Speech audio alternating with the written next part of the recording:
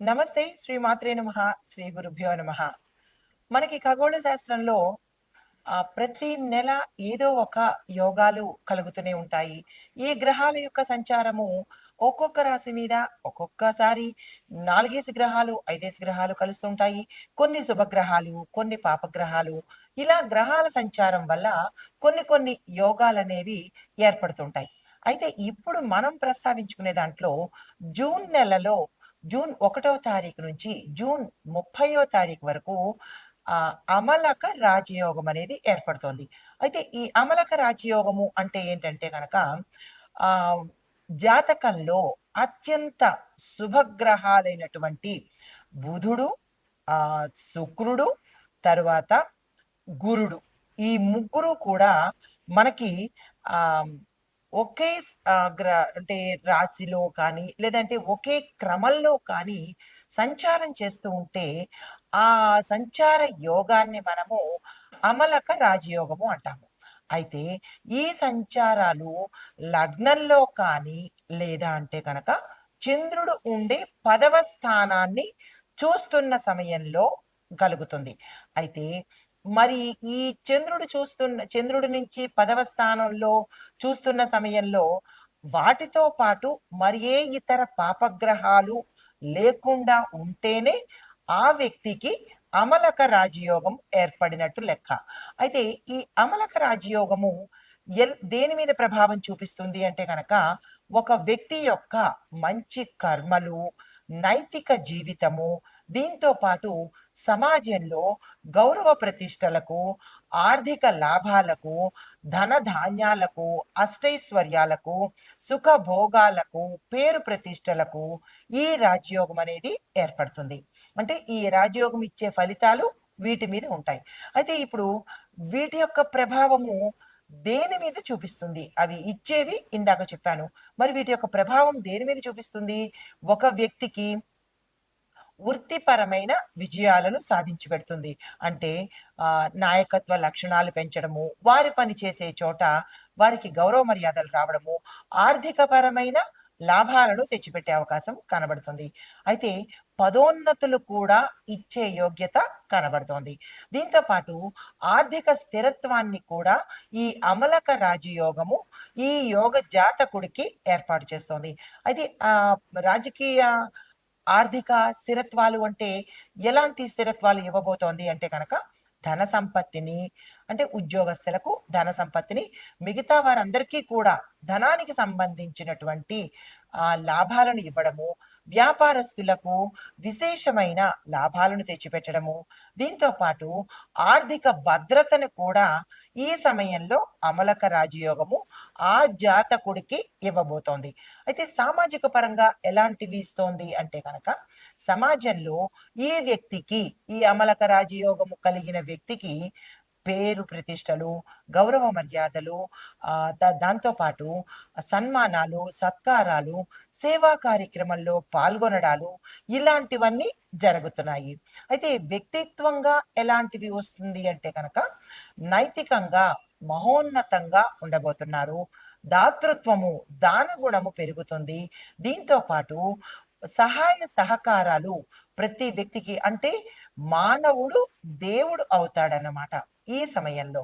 ఇవి అమలక రాజయోగాల యొక్క గ్రహ ఫలితాలను ఇవ్వబోతోంది. అయితే ఈ అమలక రాజయోగము ఈ సమయంలో ఏ సమయాల్లో పడుతోంది అంటే కనుక 2025 జూన్ 1 నుంచి ఇందాక చెప్పినట్టు జూన్ 30వ తారీఖు వరకు శుక్రుడు తన స్వరాశిలోనే వృషభంలో సంచారం చేస్తున్నాడు. ఎప్పుడైతే వృషభంలో సంచారం చేస్తున్నాడో కొన్ని కొన్ని రాశులకు విశేషమైన యోగం కలిగేటట్టుగాను, మరికొన్ని రాశులకు మిశ్రమ ఫలితాలు, మరి కొన్ని రాశులకు నీచ ఫలితాలను ఇవ్వబోతున్నాడు. అయితే ఇందులో భాగంగా ఈ రాశుల వారికి ఎలాంటి ప్రభావాలు రాబోతున్నాయి అంటే కనుక క్లుప్తంగా చెప్తాను, తదుపరి వివరంగా చెప్తాను. ముందుగా వృషభ రాశి వారికి ఎలాంటి ప్రభావాలు ఇస్తోంది అంటే కనుక కార్యక్షేత్రంలో, అంటే మీరు ఏ పని తలపెట్టినా పురోగతి సాధిస్తారు. ఆర్థిక లాభాలను కూడా పొందుతారు. ఏ రంగంలో ఉన్న వాళ్ళకైనా సరే, ఉద్యోగస్తులు కాదు, వ్యాపారస్తులు కాదు, ఎవరైనా సరే ఈ వృషభ రాశిలో ఉన్న వారికి ఆర్థిక లాభాలను చేకూరుతాయి. అయితే ఇంకా మీరు ఎక్కువగా మరింత లాభాలు చెందాలి అంటే కనుక, అలాంటి లాభాలు పొందాలి ప్రతి ఒక్కరు అంటే కనుక, శుక్రవారం రోజు అంటే ఈ నెల రోజుల పాటు ప్రతి శుక్రవారం రోజు శుక్రుడికి కనుక పూజ చేయడం కానీ, అంటే శుక్ర సంబంధిత స్తోత్రాలు పారాయణ చేయడం కానీ, లేదా అంటే దాన ధర్మాలు చేయడం కానీ, నవగ్రహ ఆలయంలో శుక్రుడికే ప్రత్యేకమైన పూజలు, హోమాలు, జపాలు, దానాలు ఇచ్చుకోవడం కనుక చేసినట్టయితే మరింత విశేషమైన ఫలితాలు పొందుతారు వృషభ రాశి వారు. అంటే క్లుప్తంగా చెప్తున్నాను. తర్వాత సవివరంగా తెలియచేస్తాను. తదుపరి రాశి వాళ్ళు కన్యా రాశి వాళ్ళు. అంటే వృషభం తర్వాత కన్యా రాశి వాళ్లకు వృత్తిపరమైన విజయాలను, సమాజంలో గౌరవాలను ఇవ్వబోతున్నారు. దీనికి ఇంకాస్త ఎక్కువగా మీకు కావాలి అని అనుకుంటే కనుక బుధుడికి ప్రతి బుధవారం రోజు వృషభ రాశి వారు శుక్రవారం రోజు శుక్రుడికి చేసుకోవాలి. ఈ కన్యా రాశి వారు బుధవారం రోజు బుధుడికి పూజ చేసుకోవడం కానీ, ఆకుపచ్చ వస్త్రాలు ధరించడం కానీ, బుధ ప్రీతి కోసము చెయ్యవలసిన పనులన్నీ పరిష్కారాలు, పరిహారాలు చేసుకోవాలి. అయితే మూడో రాశి మీనరాశి. ఈ మీనరాశి వాళ్లకు ఎలాంటి ప్రభావం చూపిస్తోంది అంటే కనుక, అంటే ఈ ముగ్గురు రాశుల వరకు విశేషమైన ఫలితాలు చూపిస్తోంది. మీనరాశిలో ఉండే వారికి ఆర్థిక స్థిరత్వము, అంటే ఇన్నాళ్ళు వాళ్ళకి ఆర్థిక పరంగా ఒడిదుడుకులు ఉన్నట్టయితే కనుక వాళ్ళకి స్థిరత్వం ఏర్పడము, దీంతో పాటు నైతిక జీవితం కూడా చాలా చక్కగా ఉండబోతోంది. గతంలో వారు ఏదైనా చెడు ప్రభావాలకు కానీ, చెడు అలవాట్లకు కానీ లోనై ఉన్నా, అలవాట్లకు లోబడి ఉన్నా కానీ ఈ సమయంలో వాళ్ళు చాలా చక్కని అలవాట్లతో సమాజంలో పేరు ప్రఖ్యాతలు పొందుతారనమాట. దీనికి ఇంకాస్త మీరు ఎక్కువగా నేను సమాజంలో గౌరవించబడాలి, మరికంత లాభాలు రావాలి, నేను చేసే పనులు సక్సెస్ అవ్వాలి అని అనుకున్న వాళ్ళు గురు పూజ, అంటే గురువారం రోజు నవగ్రహ ఆలయంలో గురుడికి పూజ చేసుకోవడము, జపాలు, దానాలు, హోమాలు మీ యొక్క యథాశక్తికి చేసుకుంటారు. తరువాత కుదరని వాళ్ళు గురు సంబంధిత దేవాలయాలను దర్శించుకున్నట్టయితే తత్సమానమైన ఫలితం వస్తుంది. అంటే ఈ అమలక రాజయోగము బుధ, శుక్ర, గురు ఈ 3 గ్రహాల యొక్క సంయోగం వల్ల శుభ పరిణామాలు ఈ 3 రాశుల వాళ్ళకి ఇస్తోంది అత్యంత విశేషంగా. మరి మిగతా రాశుల వాళ్ళకి ఎలా ఉండబోతోంది అనే అంశాలను తదుపరి చర్చిస్తారు. అయితే ఈ అమలక రాజయోగము మనకి జూన్ 1వ తారీఖు నుంచి జూన్ 30వ తారీఖు వరకు ఈ నెల రోజుల పాటు ఎలాంటి ప్రభావాలను ఇస్తోంది, ఏ ఏ రాశిలో వీళ్ళకి ఉపయోగపడుతోంది, లాభాలను ఇస్తోంది అనే అంశాలను చర్చించే ముందు శుక్రుడు వృషభ రాశిలో ప్రవేశించడం వల్ల ఈ అమలక రాజయోగం ఏర్పడుతోంది. అయితే ఏ ఏ గ్రహాలు ఏర్పడుతున్నది అంటే కనుక బుధుడు, శుక్రుడు, గురుడు ఈ 3 గ్రహాల యొక్క సంయోగం వల్ల ఈ నెల రోజుల పాటు 3 రాశుల వాళ్ళకి విశేషంగా ఉండబోతోంది. అయితే మరి మిగతా రాశుల వాళ్ళకి ఎలా ఉంటుంది అనే అంశంలో తదుపరి రాశి ధనస్సు రాశి. ఈ రాశిలో ఉండే వారికి ఈ అమలక రాజయోగంలో శుక్రుడు, గురుడు, బుధుడు ఎలాంటి ప్రభావాన్ని ఇస్తున్నారు, ఆ ప్రభావాల యొక్క ఫలితం ఎలా ఉండబోతోంది అంటే కనుక గతంలో ఎవరికైనా అనారోగ్య సూచనలు, తీవ్రమైన అనారోగ్యాలు, రుగ్మతలు, దీర్ఘకాలిక వ్యాధులు ఉన్న వాళ్లకు ఈ సమయంలో ఆరోగ్యం మెరుగుపడుతుంది. దీంతో పాటు ఏ పని చేస్తున్న వాళ్ళకైనా చిన్న టీ వడ్డీ పని వాళ్ళ దగ్గర నుంచి పెద్ద పెద్ద ఫ్యాక్టరీస్, ఎంటర్‌ప్రెన్యూర్స్ ఇలాగ పెద్ద పెద్ద కంపెనీలు వాళ్ళలో అంటే వాటిలో పనిచేసే పని వాళ్లకు, అంటే ఏ పని చేసిన వాళ్ళకైనా ప్రగతి కనబడుతోంది. ఇది ఆర్థిక పరంగాను, కెరియర్ పరంగా కూడా విశేషమైన ఫలితాన్ని చూపిస్తోంది. అయితే వృత్తిపరంగా దోహదం చేస్తోంది.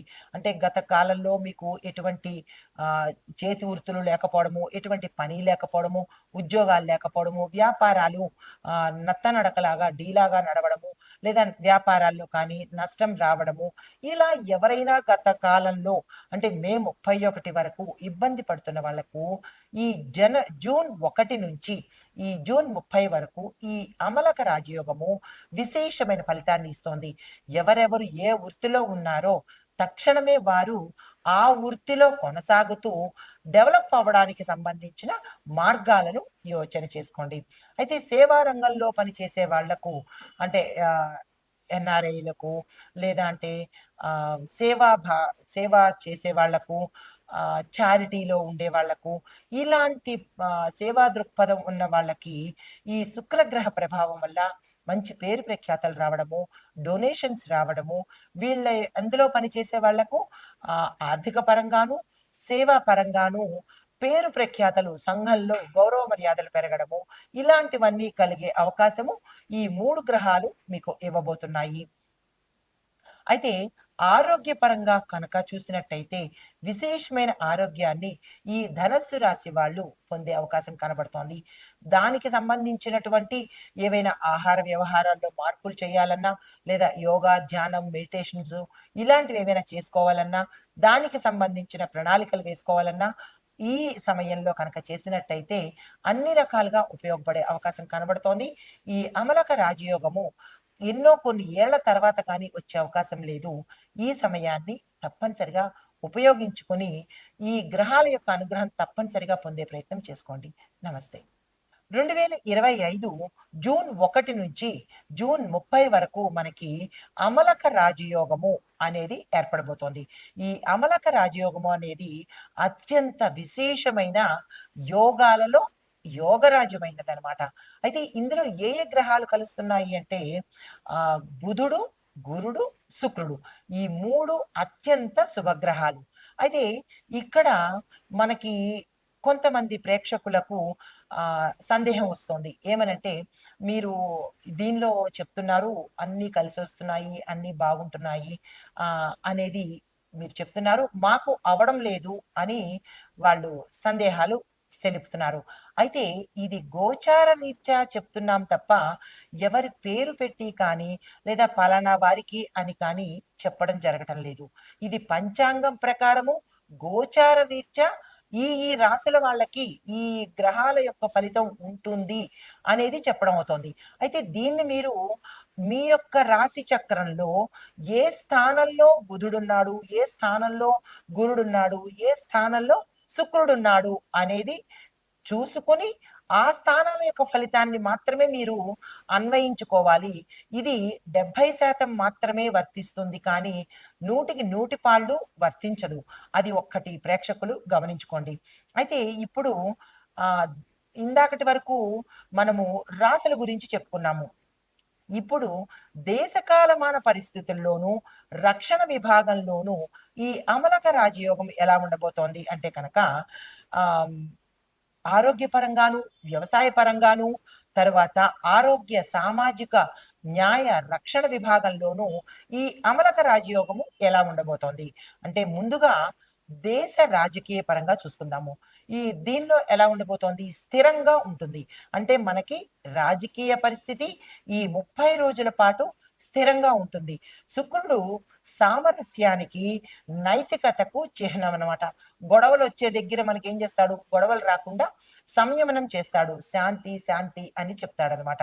దీంతో పాటు కేంద్ర ప్రభుత్వం తీసుకునే నిర్ణయాలు చాలా స్థిరంగాను, కాంక్రీట్‌గాను అందరూ ఆమోదించే యోగ్యంగాను ఉండేటట్టుగా కనబడుతోంది.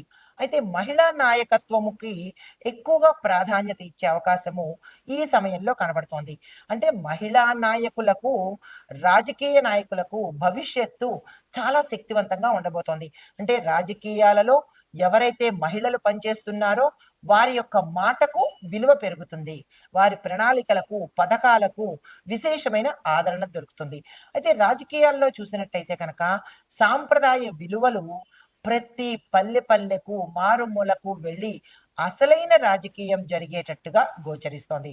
అయితే కాలమాన పరిస్థితులు కనుక చూసుకున్నట్టయితే సీజనల్‌గా మనకి వర్షాలు ఎలా ఉండబోతోంది, వాతావరణం ఎలా ఉండబోతోందంటే వర్షాలు కొంచెం ఎక్కువగా పడేటట్టుగాను కొన్ని ప్రాంతాలలో అతివృష్టి, కొన్ని ప్రాంతాలలో అనావృష్టి గోచరిస్తోంది.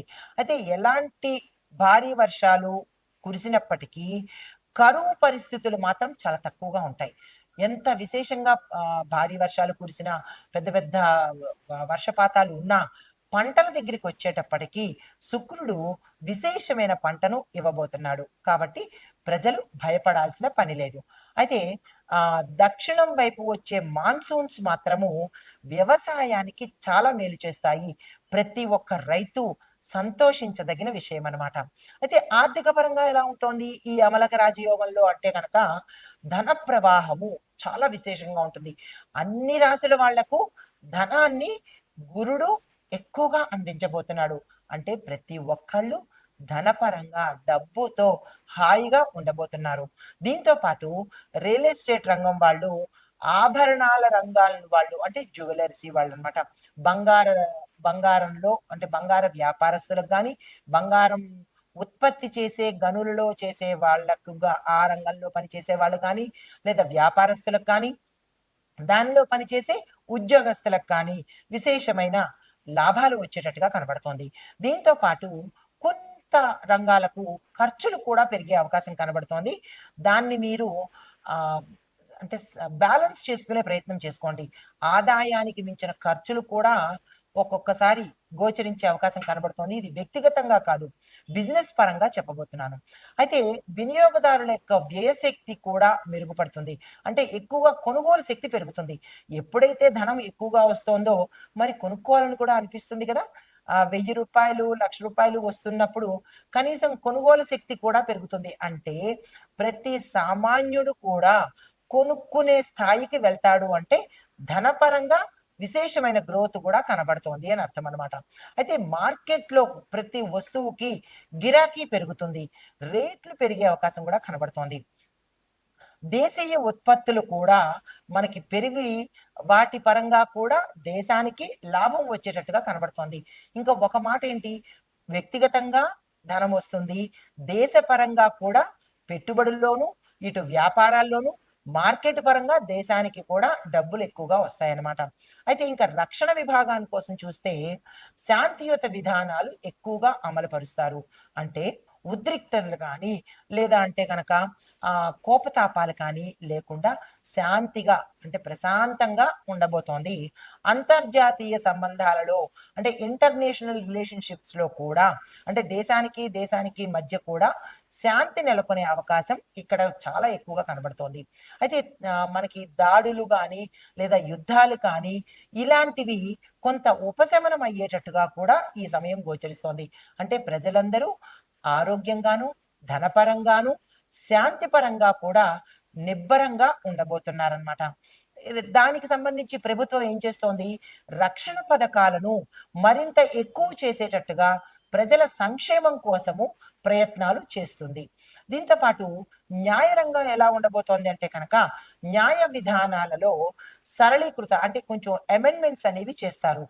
ఇదివరకు కొంచెం ఎక్కువగా స్ట్రాంగ్‌గా ఉంటే కనుక ఇప్పుడు ప్రతి సామాన్యుడికి అందుబాటులోకి వచ్చేటట్టు సరళీకృతము అంటే కొంచెం చిన్న అమెండ్మెంట్స్ చేసే అవకాశం కనబడుతోంది. శుక్రుడు న్యాయబద్ధానికి ప్రతీక. ప్రతి ఒక్కడికి న్యాయం జరిగే అవకాశం కనబడుతోంది. దీంతో పాటు కీలకమైన న్యాయ నిర్ణయాలు తీసుకోవడానికి అవకాశాలు కూడా కనబడుతోంది. అంటే తక్షణమే ప్రజలకి న్యాయం జరుగుతుంది. తద్వారా ప్రజలు సుఖ సంతోషాలతో ఉండబోతున్నారు. అంటే పెండింగ్ అనేది ఈ సమయంలో శుక్రుడు ఇవ్వటం లేదు. అయితే మహిళా సంబంధించిన కేసుల్లో మాత్రము తీర్పులకి ఎక్కువ ప్రాధాన్యత ఇస్తారు. లేడీస్‌కి ఇబ్బందులు చాలా ఎక్కువవుతున్నాయి ఈ సమయంలో. రకరకాల దాడులు జరగడము, రకరకాల వేధింపులు గురి అవ్వడము, వాళ్ళు కొంతమంది మౌనంగా భరిస్తున్నారు. మరికొంతమంది ముందుకు వెళ్లి భరించలేక చెప్తున్నారు. గతంలో అయితే కనుక ఇలాగా భరించలేక కోర్టులకు కానీ, పోలీసు స్టేషన్‌లకు గాని వెళ్లి చెప్పినప్పుడు కొట్టి పడేసిన పరిస్థితులు ఉంటే, అలాంటి పరిస్థితులు ఇప్పుడు లేవు. ఇప్పుడు ప్రతి ఒక్క మహిళా కేసుని తీసుకోవడము, సత్వరమే న్యాయం చేసేయడము. అలాంటి న్యాయ వ్యవస్థను ఏర్పాటు చేస్తున్నాడు శుక్ర భగవానుడు. అయితే వ్యవసాయ రంగంలో ఎలా ఉండబోతోంది అంటే కనుక ధాన్యం దిగుబడి మెరుగవుతుంది. 10 బస్తాల దగ్గర 100 బస్తాలు పండేటట్టుగా చాలా చక్కగా సుభిక్షంగా ఉండేటట్టుగా కనబడుతోంది. అయితే వర్షాలు కూడా అనుకూలంగా చక్కగా వాతావరణం కూడా మనకి అనుకూలంగా ఉండబోతోంది. అయితే రైతులకు ప్రభుత్వ పరంగా సహాయ సహకారాలు సత్వరమే అంటే వాళ్ళు అనుకున్న సమయానికి అందుబాటులోకి వస్తాయన్నమాట. అంటే ప్రతి ఒక్క రైతన్న సంతోషంగా ఉండేందుకు సహాయ సహకారాలు ప్రభుత్వం ఇస్తోంది. పరోక్షంగా శుక్రుడు, గురుడు, బుధుడు కూడా ఇస్తున్నారు. కాబట్టి ప్రతి మనిషి వాళ్ళ ముగ్గురు గ్రహాలకు, ఈ 3 గ్రహాలకు మనము గ్రాటిట్యూడ్ తప్పనిసరిగా తెలుపుకోవాలనమాట. అయితే వాతావరణ పరంగా ఎలా ఉండబోతోంది అంటే కనుక ఎక్కువ ఎండలు లేకుండా సాధ్యమైనంత ఆహ్, చల్లగా ఉండేందుకు అవకాశాలు మెండుగా కనబడుతున్నాయి. ప్రత్యేకించి దక్షిణ, తూర్పు భారతదేశంలో వర్షాలు ఎక్కువగా పడేందుకు అవకాశాలు కనబడుతున్నాయి. దీంతో పాటు భూమి ఆకుపచ్చగా కళకళలాడుతూ ఉండేటట్టుగా చాలా ఎక్కువగా కనబడుతోంది. దానికి సంబంధించిన ప్రాజెక్ట్‌లు గవర్నమెంటు ఎంకరేజ్ చేసేటట్టుగా కనబడుతోంది. అంటే మొక్కలు నాటే ప్రయత్నాలకు గవర్నమెంటు సపోర్ట్ చేస్తుందనమాట. తర్వాత ఆరోగ్యపరంగా ఎలా ఉండబోతోంది అంటే కనుక మహిళల యొక్క ఆరోగ్యం మీద గవర్నమెంట్ ఫోకస్ పెడుతోంది. గర్భిణీ స్త్రీలకు న్యాయం చేయడము, వైద్య సదుపాయాలు ఎక్కువగా మెరుగుపరచడము, వైద్య సౌకర్యాలు మెరుగుపరచడము, వైద్యానికి అయ్యే ఖర్చులు కూడా తగ్గించే ఏర్పాట్లు చేయబోతున్నారు. ఆరోగ్య మిషన్లు అంటే ఏవైనా హెల్త్ మిషన్స్ ఉంటే కనుక వాటిని మరింత పునరుద్ధరణ చేసి ప్రజలకి అందుబాటులోకి తీసుకెళ్తున్నారు. అయితే సౌందర్య పరంగా చూసినట్టయితే కనుక సౌందర్యం కోసము ఎక్కువ వేలంవెర్రిగా డబ్బులు ఖర్చు చేయవలసిన పరిస్థితి ఇక్కడ గోచరిస్తోంది. సౌకర్యాలు కూడా వృద్ధి చెందుతాయి. దానికి మీద ఈ లేడీస్ అనుకోండి, జెంట్స్ అనుకోండి ఎక్కువగా అందం కోసము ప్రాకులాడుతూ వాటి మీద ఖర్చు పెట్టేటట్టుగా గోచరిస్తోంది. అయితే శుక్రుడు అందానికి, ఆరోగ్యానికి కాబట్టి మరికొంత వేలాంవెర్రి ఎక్కువయ్యేటట్టుగా గోచరిస్తోంది. మానసిక ఆరోగ్యం మీద కూడా చాలా మంది అవగాహన పెంచుకుంటారు. అంటే మెంటల్ హెల్త్ అనేది కూడా ప్రజలలో అవేర్‌నెస్ అనేది వస్తుంది. తరువాత ఇక సామాజిక పరిస్థితులు ఎలా ఉండబోతున్నాయంటే కనుక సమాజంలో విలువలు తిరిగి మళ్ళా వస్తాయి. అంటే ఆడవారిని గౌరవించడము, మగవారు ఎలా ఉండాలి, రక్షణ చేసుకోవటము, అంటే విపరీత ధోరణులకు బదులు సంస్కారంతోనూ, సంప్రదాయ పద్ధతులతోనూ ఉండేందుకు అవకాశం కనబడుతోంది. శాంతిగా ప్రజలు ఉండబోతున్నారు. సేవా కార్యక్రమాలు ఎక్కువగా పెరుగుతాయి. మానవత్వం ఈ సమయంలో చాలా కనబడబోతోంది. అంటే ప్రతి మనిషిలోనూ దేవుడు కనబడబోతున్నాడనమాట. చాలా మంచి పరిణామము. ఇది ఒక్క 30 రోజులే కాకుండా ప్రతిరోజు ఉంటే ఎంత బావుంటుంది గదా! అయితే కళలు, సంగీత సాహిత్యాల్లో చూసినట్టయితే కనుక ఈ మూడిటి పట్ల ప్రజలకు విశేషమైన ఆసక్తి పెరుగుతుంది. అంటే మన పూర్వ భారత సంప్రదాయము, సనాతన ధర్మము, సనాతన సంప్రదాయము తిరిగి మళ్ళా వచ్చేటట్టుగా కళకళలాడుతూ ఉండేటట్టుగా గోచరిస్తోంది. అయితే మహిళలు, యువత అంటే యూత్ అండ్ వుమెన్ కూడా ఎదుగుదలకు ఇది మంచి సమయము. ప్రతి ఒక్క యువత మేలుకొని, మీ బాధ్యత తెలుసుకొని, గుర్తెరిగి భారతదేశానికి సేవ, వైద్యము, విద్య అన్నీ అందించాలని ఈ 3 గ్రహాలు మనకి ఈ సమయంలో ప్రోత్సాహాన్ని ఇస్తున్నాయి. సత్ఫలితాలను, మహారాజ యోగాలను అందించబోతున్నాయి. ఈ సమయాన్ని మనం వృధా చేసుకోకుండా సద్వినియోగం చేసుకుందాము. ఇది అమలక రాజయోగం యొక్క విశేషమైన ఫలితాలు. నమస్తే.